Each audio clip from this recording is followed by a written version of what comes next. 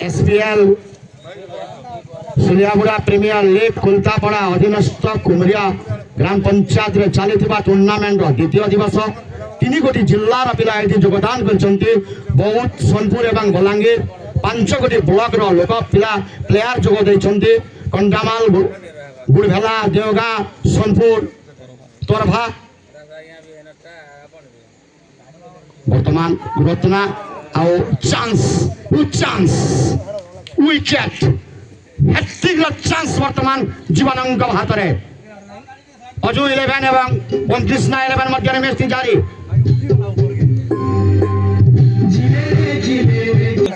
जीवन जदि hat trick नियंती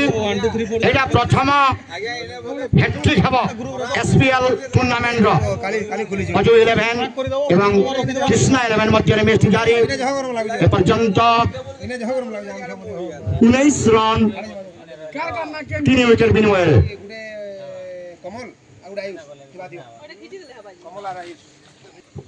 Ratna out होला परे तांको स्थान रे बैटिंग करिया पाइछन्ती विकी कृष्णा 11 पक्षरु